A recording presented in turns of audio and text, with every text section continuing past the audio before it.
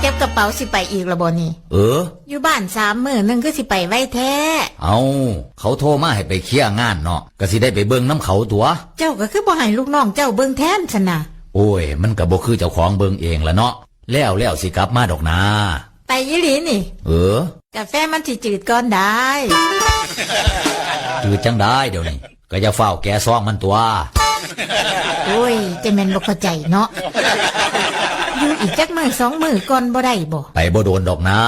เว้าจังได๋ก็ยังสิไปอยู่เนาะเจ้าจำได้บ่เอาที่เจ้าเคยสัญญากับข่อยไว้นั่นข่อยว่าจังได๋ล่ะพุ่นน่ะทำท่าลืมคือเจ้าว่าทุกสุขเฮาสิบ่ทิ่มกันนั่นดิแม่นบ่แม่นทุกสุขสิบ่ทิ่มกันแต่นี่มันวันอาทิตย์ละได้ว้าดีเด้ข่อยยังอยู่น้ำเจ้าศุกร์เสาร์อาทิตย์น่ะ3 มื้อละได้โอ้ยนี่บ่ทุกสุขเจ้าจังภาษาอังกฤษนี่พอพูดได้ไหมได้ค่ะได้ใช่ไหมครับแต่ผมมาเรียนมาน้อยผมไม่รู้ภาษาอังกฤษอย่างคำว่าใช่ภาษาอังกฤษเขาว่าอะไรครับ yes อย่างปืนนะกันใช่ปืน yes กันไปครับ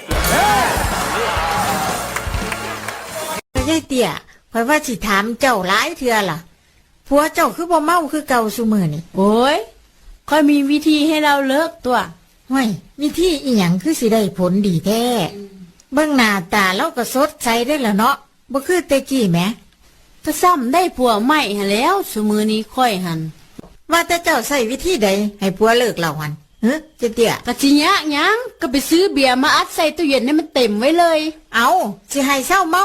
ไปซื้อเบียร์มาแช่เต็มตู้เย็นวิธีใดน้อบัดนี้แต่ว่าก่อนกินต้องมีเงื่อนไขได้บ่คนกินก็ต้องให้ความร่วมมือยอมรับกติกาก่อนดิไผที่เข้าโครงการนี่กติกามันเป็นจังไดเจ๊เตี้ยเว้าให้ฟังแน่กฎมันมีอยู่ว่าจังไดถ้าจะกินเบียร์ขวดนึง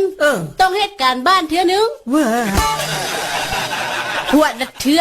อละขวดต่อไปได้บัดนี้เป็นจังไดเดือนละ2 ขวดเดี๋ยวนี้หันเป็นจังได3 เดือนยังบ่กินจักขวดอยู่เด็ดขาดบ่เจ้าว่าห้วยมันแม่นบ่ยายเตี้ยคิดไปคิดมาค่อยคือสิบังคับเขาแท้บ่เจ้าว่าบ่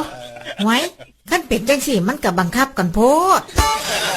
เนาะได้ย่างเสียย่างมื้อแรงค่อยจะเลี้ยงอยู่ดอกจัก4 ขวดเจ้าฮู้บ่ว่าข่อยย้อนยังผัวข่อยจังปะข่อยเรางมหอยมาแต่บ้านเนาะข่อยไปต้มหอยใต้เสาจนฮอดเพนแล้วว่าเปลือกหอยคือบ่เปื่อยจะต้มแล้วเว้าข่อยนี่แล้วว่าข่อยขี้ข้านไปหาพื้นใส่พื้นต้มหอยหั่นเด้